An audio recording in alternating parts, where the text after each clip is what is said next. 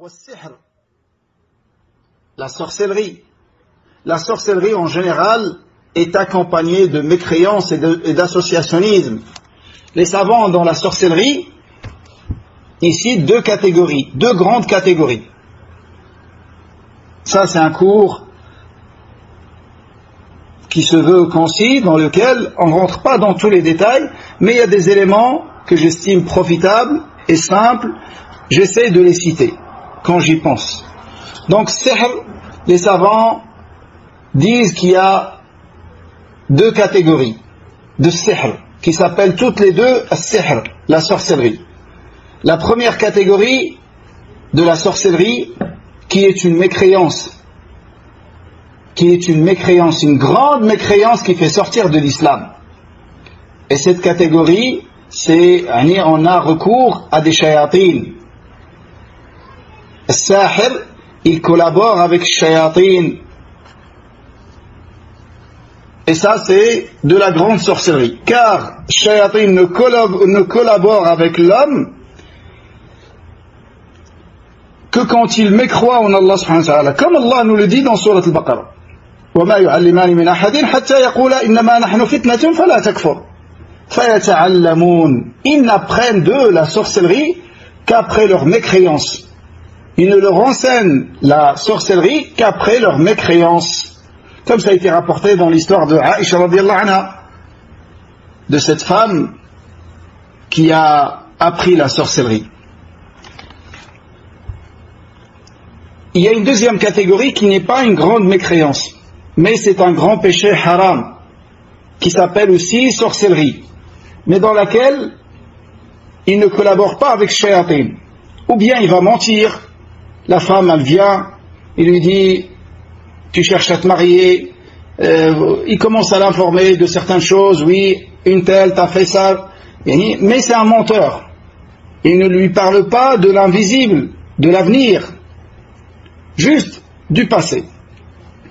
Ou ceux qui font des jeux basés sur la rapidité. Il rentre un pigeon dans un côté de sa veste, il le sort de l'autre côté, il fait croire aux gens qu'il fait des choses de la sorcellerie, alors que ce n'est pas le cas, c'est basé uniquement sur la rapidité. Ça, c'est pas une mécréance qui fait sortir de l'islam, mais c'est un grave péché, car il peut faire tomber les gens dans des mauvaises croyances. Ils peuvent penser que cet homme a des pouvoirs surnaturels ou des choses comme ça. Et ça, c'est haram aussi. Mais c'est pas comme la première catégorie qui est une mécréance. Ils écrivent des choses, ils demandent aux gens de les attacher sur leur corps, ce qu'ils appellent le hijab, ou le huruz, et ainsi de suite. Dans chaque pays, ces choses-là ont des noms. Donc la sorcellerie est haram d'une manière absolue. Et le plus souvent, la sorcellerie est accompagnée de mécréance. Quand la personne va voir le sorcier, en général, il lui demande, car Shaitan, c'est ce qu'il veut. Shaitan, il collabore avec lui afin de faire tomber les gens dans la mécréance, la grande mécréance. C'est l'objectif de Shaitan. Donc il va lui dire, on va t'aider, mais quand il vient, tu lui dis de sacrifier un coq de telle couleur, et au moment de le sacrifier, tu prononces le nom d'un de leurs rois de Shayatin. Ou des choses comme ça. Ou il lui écrit des choses avec le Coran, dans lesquelles il écrit le Coran, mais il l'écrit avec une impureté. Ils utilisent le plus souvent, quand c'est une couleur foncée, ils utilisent le sang des menstrues, des femmes. Et quand c'est une couleur jaune, claire, ils utilisent l'urine. En tout cas, il faut qu'il écrive le Coran avec une impureté, et ça c'est un acte de mécréance, pour plaire aux shayatin.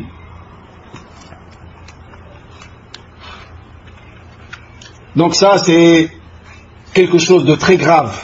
Le Nabi alayhi salam a cité la sorcellerie après l'associationnisme, malgré que dans la sorcellerie, le plus souvent il y a de l'associationnisme, pour montrer son danger et sa gravité. Et car il y a beaucoup de gens, surtout dans les sociétés de l'islam, dans les pays de l'islam, beaucoup de gens croient qu'il n'y a pas de mal en cela. Ils se rendent chez le sorcier comme ils se rendent chez le médecin. En Afrique, dans le Maghreb, au point où dans un quartier, on te dit, voilà, il y a tel homme, il a des dents. Il a des dents de shayatin. C'est pour ça, le Nabi alayhi salam a cité ce péché à part pour montrer son danger et sa gravité. Et il y a une question très importante, on va l'aborder rapidement, des gens qui sont éprouvés par la sorcellerie. Je demande à Allah de guérir tout malade parmi les croyants et de guérir tout particulièrement toute personne touchée par sihr. Mais il y a certains de nos frères et sœurs, quand ils sont éprouvés par une sorcellerie, il y en a qui peuvent avoir recours à un sorcier, pas pour lui faire un sihr, mais pour défaire le sihr qu'il a. Bien évidemment, celui qui défait un sihr, c'est un sahir.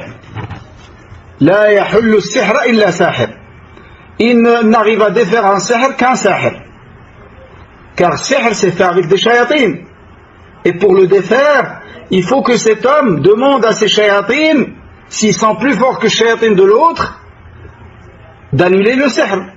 Et s'ils ne sont pas plus forts, il doit présenter des offrandes aux shayatines de celui qui l'a fait pour défaire ce sihr et pour arrêter son effet. Donc, il est interdit d'une manière formelle et absolue d'avoir recours à un sahir pour défaire un sihr. Et ça, c'est le fatwa de tous les grands savants. Cheikh Ben Baz, Cheikh Al-Uthaymin, Cheikh Al-Albani, rahimahumullah. Cheikh Al-Muhsin Al-Abbad, Cheikh Al-Fawzan, Cheikh Al-Haydan, tous nos grands savants, sans exception, à ma connaissance, ils interdisent cela, et ça, c'est un acte de mécréance. C'est un acte de mécréance. L'acte de mécréance, c'est pas de se rendre chez Sahir. Mais, si jamais il lui demande de faire une chose dans laquelle il y a du shirk, mais l'acte de se rendre chez lui, c'est haram.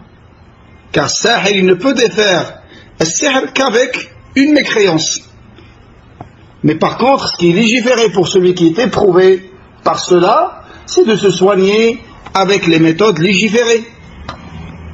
Al-Ruqya al-Shar'iyya, Al-Qur'an, l'Adhkar, ce qui est rapporté dans le Sunnah, et ainsi de suite. Il se guérit, il se soigne avec ce qui est légiféré. Et sihr, pour ceux qui sont éprouvés, ça demande de la patience. Ça, c'est le mot le plus important pour celui qui est éprouvé par ce sihr. C'est as-sabr. As-sabr, as-sabr. Car la personne, quand elle est éprouvée, fatiguée, elle commence à perdre patience et à penser quand est-ce qu'elle sera guérie et débarrassée de tout ce mal. Il faut savoir que tout ce que Allah prédestine pour le croyant, c'est pour son bien. Et combien de personnes m'ont avoué que, à cause de ce mal de sihr ou de shaitan, pour celui qui est touché par shaitan, et on ne dit pas possédé, c'est à cause de ce mal qui s'est rapproché d'Allah subhanahu wa ta'ala et qui s'est attaché à sa religion et qu'il a commencé à lire le Coran quotidiennement, alors qu'avant peut-être il n'ouvrait pas le mushaf même pas une fois dans l'année. Il était dans le délaissement de salat, et combien de nos sœurs, elles portaient pas le hijab jusqu'à être éprouvées par ce mal. Là, la personne, quand elle rentre dans ce domaine, elle sait pertinemment que le seul moyen de s'en sortir, c'est de s'attacher à Allah subhanahu wa ta'ala.